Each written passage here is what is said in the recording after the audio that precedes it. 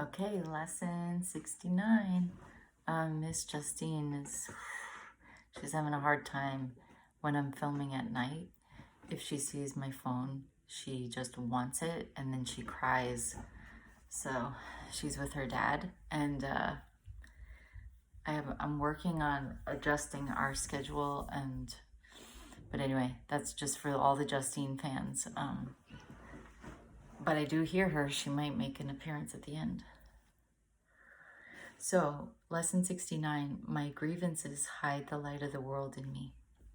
So this was so interesting because when I did this, I was like, I don't think I ever did this before. And I did the lessons once, but I do not recall these instructions. So we were to first, before we set into the 10 to 15 minute practice period, it says, before we undertake this,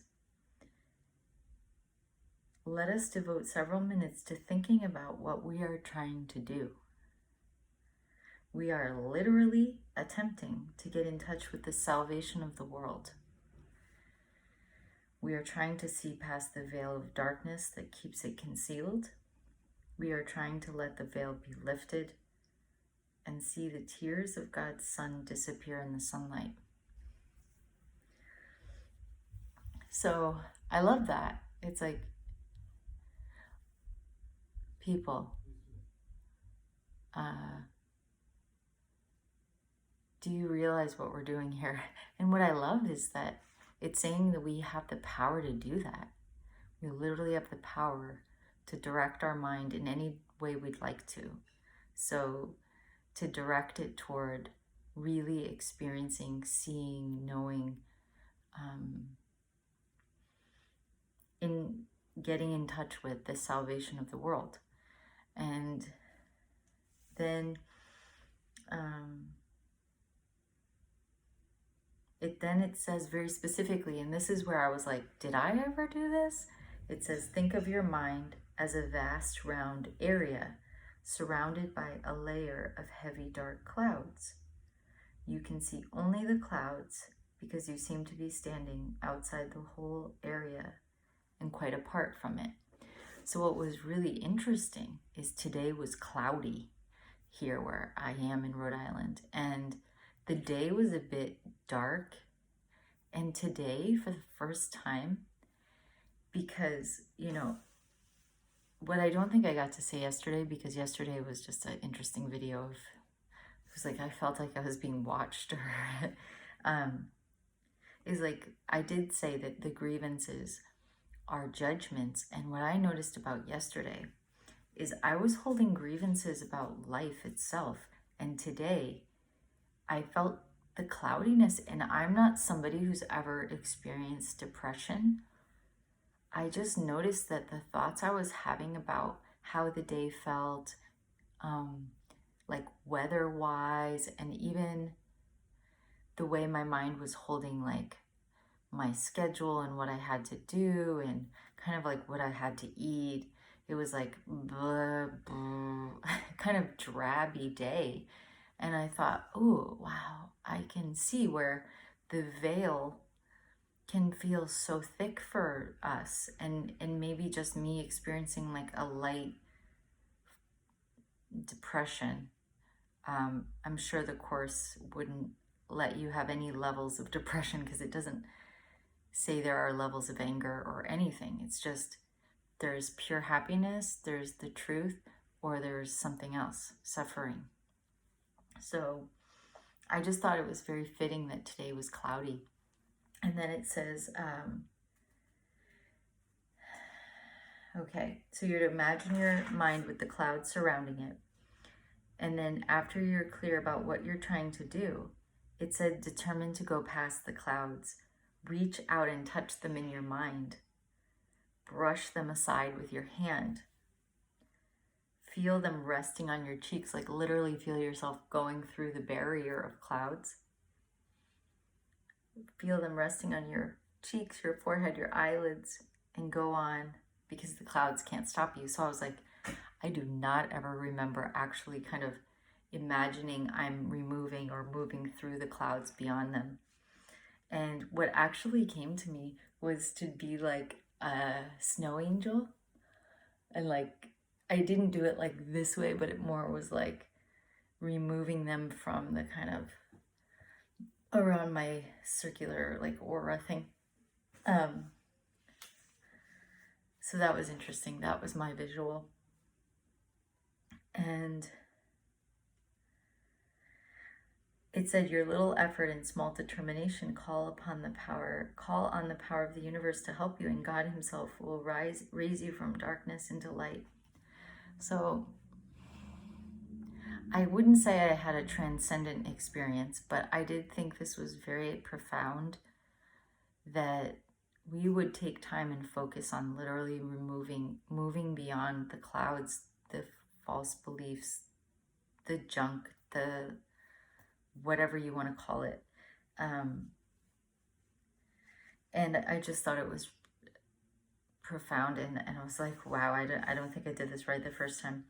And I didn't find myself repeating these phrases often during the day, but I find it very interesting that toward the end of my night, I had a prayer partner call with my dear friend Carla, who I've mentioned before. I should do some hashtag Carla Mail, but she's not on Instagram or anything, or maybe she's on Facebook, so I'll tag her if I remember. Is we were talking about having interactions with people in our lives where there's some judgment about how they're being. So I'm very cautious to be too specific, but I was sharing that there's been times in my life where I can relate to a sensitivity, and I can feel that people are intimidating, and I judge that, like that's not being kind, because I'm sensitive to people's exerting power over others, and as if I often want to side with, like, you know, the little man, or the, you know, I was once called a freedom fighter. It's like there's something within me that's like, hey.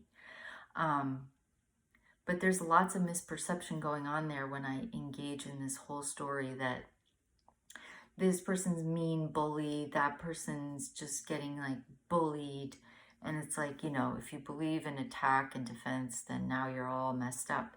So basically our conversation was how, and Carla read me this beautiful reflection that was kind of like, and it said it like this, like God gives you opportunities to see how you'll respond. And since we are saying like our grievances, our judgments, this veil of confusion is blocking the light within us, which would truly be helpful in every situation to ourselves and everyone who is around us, you know, and our aura is supposed to be something like 20 feet in every direction or something. It's not just, you know, our physical body here. It's like we're in this energy field, which I did experience, which was, what was that, lesson 67? That's kind of my new favorite. I've said that 12 times. But, you know, that light that's in us that's blocked by this junk is now dimmed and not really helpful. So our conversation was just, she was saying, you get these opportunities to see how you respond. And depending on where you go in your response, you may get another one, or you may like move on. Because you're proving to be consistently helpful, responsive, loving. So you'll need less and less of those opportunities to practice. So it just was cool that we had that conversation tonight, because it feels like, you know, I do have a couple things I'm working with where I still get a little upset. And whether it's Justine, I mean, it's everybody close to me, because they're doing their job, you know. I often say, it's like the Course in Miracles would teach us that you're the director, you wrote the people in your script, they're doing their part, you're saying action. Your character is in the movie too, and you're the director. And then you're the one watching the movie, and then you're probably even some other level.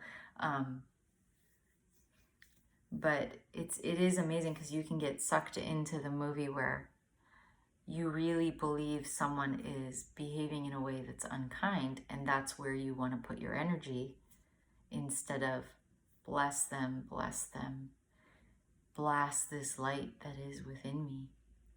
May no judgment of them block my ability to flood them with light. And that could take many forms, however you're guided. And it's for my salvation and the salvation of the world. And it occurs to me, as we're not triggered, the world is really saved because we're no longer stuck in the movie complaining about it as we wrote it already. So anyway, musings, reflections. So yeah, I love to peek ahead with you. Yeah, my salvation comes from me. Okay. Here we go. Because I'm not relating as much to the salvation word. The holiness world I really love, and the function, I was really digging those too. But, let's grow. I'm open. I'm open, and I'm grateful. Thank you. Thanks for doing this work with me. Justine says bye. She looks very cute in a robe right now, but it was not going to be possible. Bye.